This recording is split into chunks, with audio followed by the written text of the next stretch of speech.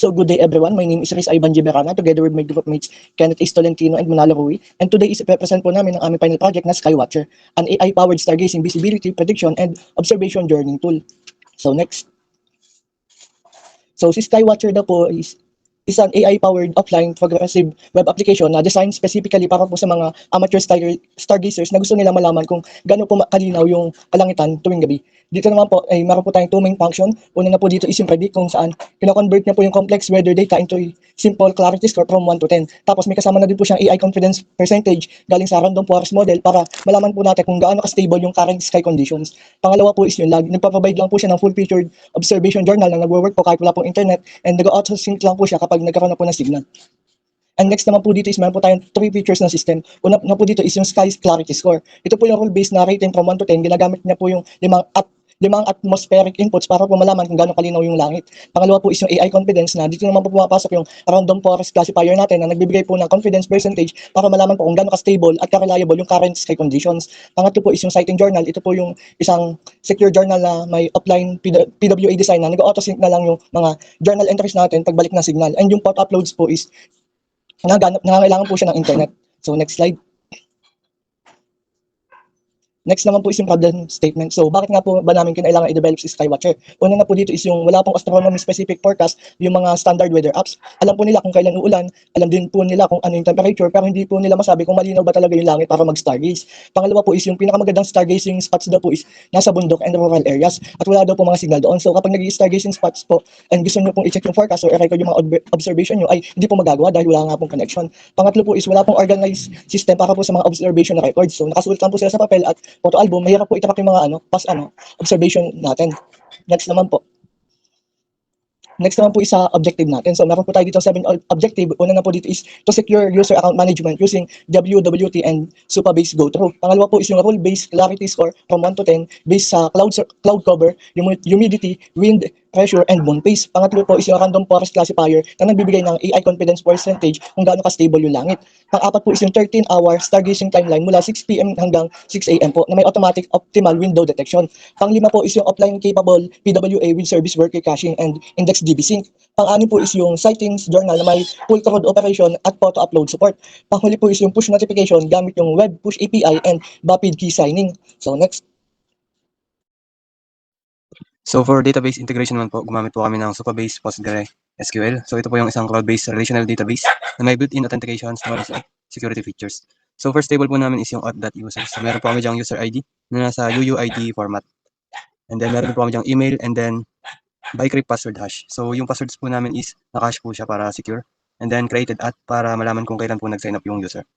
So next is yung sightings table. So meron po kami dyang foreign key na user ID. And then object name, object type. So example lang po yan is yung Jupiter is planet and then yung Orion po is constellation. And then meron din po kami date, time, location, clarity rating at notes. So dito po yung nilalagay ng mga users, yung kanilang observation in details. And then yung photo URLs po is siya po yung lagayan po ng mga pictures na na-upload po ng user. And then last is yung push subscriptions table. So meron po kami dyang yung user ID foreign key din. And then yung subscription JSON. So siya po yung naglalaman ng Vapid keys para sa push API. Meron din po kami dyang latitude and longitude para malaman kung nasan yung users para accurate yung mga notification na matanggap nila. And then may dalawang preference po kami dyan, yung notify excellent only, meaning yung mga user is mananotify lang kapag excellent yung sky conditions. And then notify daily digest. Dito po mananotify yung mga users na gusto ng daily summary. And then gumamit din po kami ng row level security para po ma-ensure na yung mga users po is makikita lang po yung sarili nilang records. And then gumamit din po kami ng encryption and then HTTPS and TLS para po secure yung communication. Then next. So for ML features naman po, gumamit po kami ng random forest classifier na model. And then ang pinipredict niya po is yung AI confidence score. So ang dataset po namin is yung galing Kaggle na weather history na may 96,453 hourly records. And then in-split po namin yung dataset in 60% train, 20% validation, and 20% test. Sa validation naman po, gumamit kami ng stratified, k-fold, 5 splits, and shuffle. So dito po, mas siguro na balance yung distribution ng classes sa bawat fold and hindi po bias yung ating evaluation. And then for output po, gumamit po kami ng rule-based score versus ML prediction agreement. So kapag both agree po, 90% plus yung confidence. Pag differ by 1, 70% confidence. And pag differ by 2 is 50% confidence. And then meron din po kami dyang 5 input features which is humidity, wind speed, visibility, atmospheric pressure, and yung moon phase. So next. So for APIs and libraries use po. So for backend, gumamit po kami ng Python plus API plus Rubycon. And then, gumamit din po kami ng HTTPX, which is isa po siyang asynchronous HTTP request. And then, gumamit din po kami ng Python Hose for JWT, and then Python.env or pytz para naman po sa environment variables at time zone management. Then for ML and data, gumamit po kami ng scikit-learn na random forest, and then NumPy plus pandas para po sa mga computation, and then joblib naman po para sa nagsiserialize ng ating PKL model file. And then database and authentication naman po. Meron kami diyang Supabase PostgreSQL, Supabase go through JWT, and Supabase storage buckets. So ginagamit po namin yung Supabase storage buckets para po sa mga photo uploads ng mga sightings. And then for front-end naman, gumamit kami dyan ng HTML5 and Vanilla.js, Bootstrap 5 and custom CSS, and then geolocation API. And then for push and PWA, gumamit po kami ng Web Push API plus Vapid. So yung Vapid po yung nagbibigay ng authentication between server and yung push service po. And then yung PyWeb push naman is siya yung library na nagsasend yung notification. Then yung Firebase and Mozilla Gateway naman is yung dun dumadaan yung notification. Then for offline capabilities naman po, gumamit kami ng service workers at IndexedDB. And then for weather API, gumamit kami ng OpenMeteor. So hindi na po kailangan ng API key sa OpenMeteor, kaya po mabilis lang siyang integrate. Next.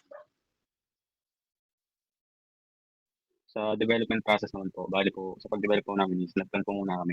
Sa planning po, na-identify po ng gap. Saka po kung ano po gusto ng achieve or goal namin. And dito, dinifine po ng features, scope, and team roles.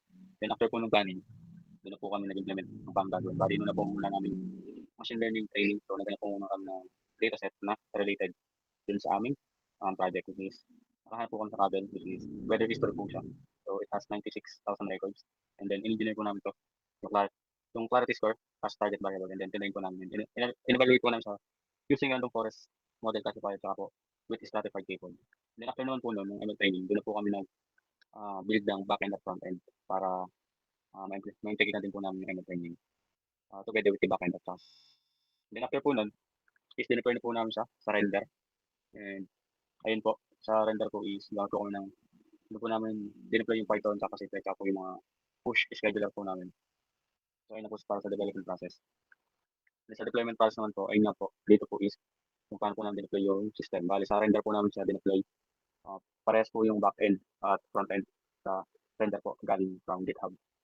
So, si PassAPI at si Ubicorn is, ayun po, nakadeploy sa render. Si Ubicorn po is, ayun po yung ini-start pag nag-activate na yung service ni render. And then, sa settings naman po na render, is doon po namin yung dito ang environment or yung env variables katulad po ng Supabase URL, Vapid keys, sa JWT secret para po gumawa po yung deployed system. Then, yung ML model naman po, which is yung Sky Conference model at PKL is nakabundle na po naman po siya sa backend. Kaya po, mag-load na lang po yun via joblib. Saka may health check endpoints din po kami para makonfirm na nag-load successfully yung Sky Conference model. And then gumamit din po kami ng push scheduler, which is cronjob.org. So may dala po kami cronjob, which is yung pang 6 p.m. ito yung gabi. Dito yung para sa optimal or excellent na sa push notification. And then yung sa digest naman is tuwing 8 a.m. po, Philippine time. So ang ginagawa niyo lang po is both kinukuha yung trigger endpoint ng scheduler API secret para po ma-activate yung push notification. And then for the system demonstration naman po, system demonstration, ito po yung mobile view ng Skywatcher namin. So we have login. So dito mag-i-input ka para makapag-login ka. Then we have forget password, Google button. Sa register naman, ganun lang din. Kailangan mo mag-input ng your name, account details. And kailangan ma-met mo yung requirements para makapag-register ka. And pwede din gumamit ng Google button para makapag-register. So let's log in. So first, pagka-login natin, makakita natin itong dashboard. We have clarity, moon phase, and weather. So sa clarity, ito lang yung based dun sa rule-based formula namin na kinakalculate niya yung weather na cloud, wind, temperature, and humidity. Tapos meron din po tayong best viewing window.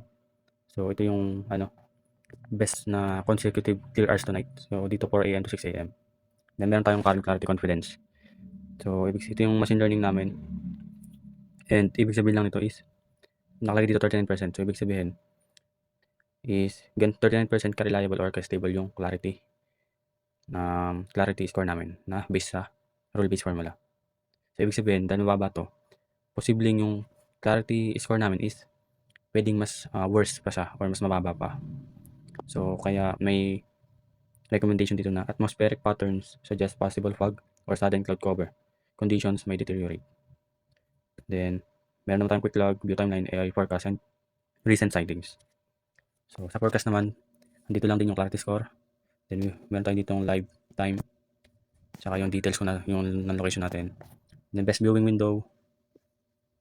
Then, recommendation. So, sa recommendation is nakabase naman to sa real time and sa timeline. So, tulad nito, sabi, conditions are poor right now, but skies will clear up. Best viewing, 4 a.m. to 6 a.m.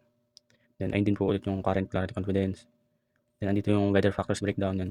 Cloud cover, humidity, and so on. Then, andito din po yung scoring formula namin ng clarity score at score interpretation. Then, sa timeline naman, so, dito lang makikita natin yung early stargazing conditions for tonight and yung location. Ayan, we have here the 6 p.m. to 6 a.m. na timeline. Ito kasi yung madalas na time to stargaze. And based sa kulay nila is nakabase sila sa category nila, excellent, good, fair, and poor. So, currently right now 11 p.m. poor yung ating clarity score, and andito ulit yung confidence niya. And andito din yung weather conditions right now. So, sabi kanina yung best viewing window is 4 a.m. to 6 a.m. So, ito yun, 7, 8, 8. Then, meron naman po tayong journal. So, dito, pwede kang makapag-log ng sightings mo, object name, constellation. If fill up ko lang para makapag-log na sighting. Then, if you want to add photos, pwede din. Save sighting. Then, delete. Yan. Yan yung photo. So, for settings naman, dito na makita yung profile, statistics. Sa statistics is nakabase lang siya dun sa journal. So, ayan, may dala tayong sightings, yung average rating, and yung top object natin. Then, sa notification naman, may dala tayong klase, which is yung excellent conditions alert and daily forecast digest. Then, sa location, yan, pwede kang mag-manual or i-auto mo na lang. Sa data privacy naman yan, export data, privacy, policy, logout, tsaka delete account. Yan, try natin magpalit ng to San Pablo. So, sa timeline, so halos wala naman sila pinagkaiba. Si Kalawan sa San Pablo. Dito na nagkaiba dito sa tatlong to, sa 4 a.m. to 6 a.m. Pero best pa rin siya, best viewing window pa din. So, ayun lang po for the demonstration. And pag yung clarity confidence po pala is pag mababa, yan pag red, ayun yung parang low na yan. And then pag kulay orange naman, medium.